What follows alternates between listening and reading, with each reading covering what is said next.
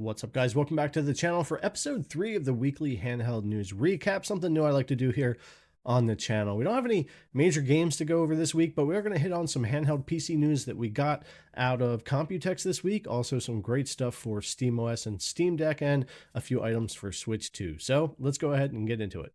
All right, so first off, a few pieces of news we got at a Computex 2025 this week for some handhelds, and we'll start off with the JSAUX Zone 2. I covered this last week or so when Zotac announced they would have another prototype at Computex. This one different from the one they had back in January, which was Windows based. This one's basically the same device, but Linux based, using a version of Manjaro. It also sports the AMOLED panel and the 12-core Zen 5 CPU, which I believe is the HX370, and 32 gigabytes of RAM.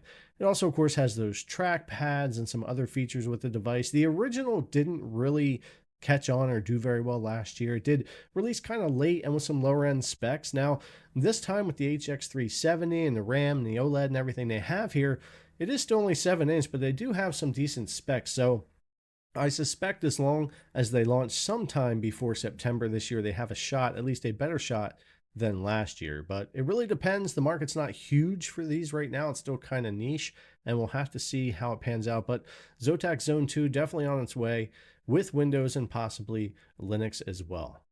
Continuing on with the idea of the HX370, ENEBA is launching another dual screen, the Flip 1 SDS handheld, using that HX370 APU. Now, currently, this device, the Flip from ENEBA, is powered by the Ryzen 7 8840U and 7840U, so this should be a pretty decent upgrade for that form factor. But are they going to upgrade the battery from the original 45 watts for that HX370? I would think they would try to do something for that. Now, I've never gotten my hands on a Flip or really too many ENEBA devices, so I would love to get hands on with more. I have reached out to them trying to get some stuff over here, and hopefully eventually will. But yeah, this one does look pretty interesting. Of course, I loved my 3DS days and my regular DS and all that kind of stuff, so this device is really cool. Something I definitely want to keep my eye on, and if I could get my hands on one, I'd love to check it out here. Okay, so the final piece of news from Computex I want to hit on, and this was probably the biggest thing for me. The MSI Claw A8 is a new handheld from MSI, confirming the rumors that we had before of them going with an AMD chip, the Ryzen Z2 Extreme, and 24 gigabytes of RAM. So MSI does indeed have a new handheld coming out this year. They are saying before the end of the year, so I'm guessing sometime between July and September, but we'll see what they come up with there. But yeah, it's a little bit of a redesign of the Claw 8 AI Plus that they have out now with the Intel. A little bit of changes, a little bit sharper edges. They move the speakers up, things like that. Same screen though, and of course now sporting the AMD Extreme Z2 Extreme, which depending on when it comes out, it's definitely the first announced Z2 Extreme device. But we'll have to see who actually launches one first, because I have a hunch ASUS isn't far off with that Xbox handheld, and who knows when Lenovo is going to drop their Go 2. But yeah, we're definitely waiting for now MSI, Lenovo, and of course ASUS to be one of the first ones to drop that Z2 Extreme here. But yeah, MSI is definitely getting a pretty full stack of handhelds these days, and certainly stock for these and their launches have been very hit or miss, and I really wish they would work on that, because they do have some nice stuff coming out now. I really still enjoy my Intel, the new Series 2, the new AI Plus, and I'm pretty sure I'll enjoy this version with the Z2 Extreme from MSI. They've been making some pretty good hardware, but their launches and their stock has been pretty horrible. So let's hope that something turns around and gets a little better for that as we move forward with their handheld devices. All right, that's going to wrap up the stuff I wanted to hit on Computex. So next we're going to jump into a couple things for SteamOS and Steam Deck. But before we do that, a word from today's video sponsor. It seems gaming is getting more expensive than ever. We're looking at one of the most expensive handheld console, PC hardware, and games generations ahead. And that's why it's great to have a place like ENEBA, who I've used for years to save on all of our digital gaming needs. ENEBA is a safe and secure way to save on over 40,000 digital gaming products, with more being added all the time, including new and old titles, as well as gift cards, e-cards, and more. Whether it's PlayStation, Xbox, Nintendo, Steam, or many more, ENEBA has you covered. Need a Windows key? Yep, they've got you covered there as well. Simply make your free ENEBA account, pick the game or digital product you want to buy, and add it to your cart for checkout. ENEBA offers various safe and secure ways to pay for your purchase to make it as easy as possible. If you should run into any issues, ENEBA does offer 24/7 live support to resolve any issues with your purchases. So why pay more for gaming than you have to? Whether you're a PC or console gamer, ENEBA has you covered. Pretty much anything you need for your digital gaming life. I've used ENEBA for years, and if you're interested in saving on some gaming, please use the links in the description below to check them out. Okay, so for the Steam Deck, on the stable channel, SteamOS gets update 3.7.8 this week. This was a really good one to see. I covered it a couple of days ago in a video, and I covered the 3.7.5 or 6, whatever we were on there for preview not long ago, testing out the new graphics driver and all that. So they're bringing over the updates and fixes and changes from that preview over into stable channel now, along with some more changes now being 3.7.8.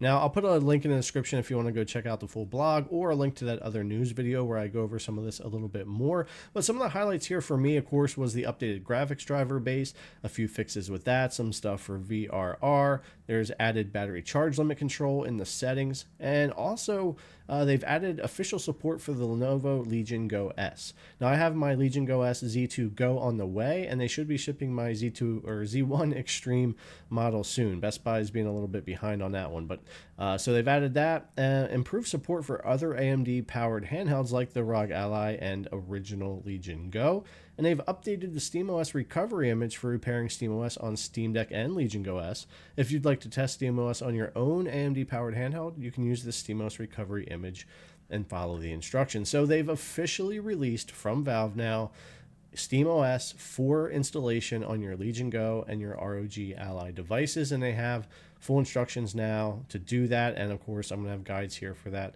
soon enough. I'm just now getting into all that myself. But yeah, I thought that was a good update. And then of course, they've updated the SteamOS recovery and installation area to now include instructions for your Legion Go and your ROG Ally. So let me know if you guys are going to jump in and give SteamOS a shot on any of these devices. I'm definitely checking out on my ROG Ally Original. I'm checking out on Legion Go, and I might even do it on the Ally X, but we'll see what happens when we get to that. But yeah, let me know what you guys think about that.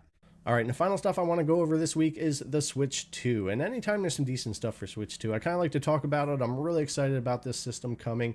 I've played a ton of my original Switch since launch, but of course the past couple of years it's kind of fallen off, and I've really been ready for the new hardware. So I'm really excited to be able to jump in and just play this as a gamer, but also to be able to bring some content over to the channel. So just a few items here for the Switch 2. First off, Nintendo Switch 2 Game Chat requires a phone number to use. So if you're planning on using Game Chat on the Nintendo Switch 2, you're going to need a phone number. That's news that's been spotted in the official terms for the feature. Now, for some people, this won't be a big deal, and others it may be. Of course, most kids playing, I guess under 12, 13, I don't know when everybody buys their kids phones these days, but probably won't have necessarily a phone number they could use. But I would assume that whoever the parent account holder is, they add their phone number and everything's going to work for the family.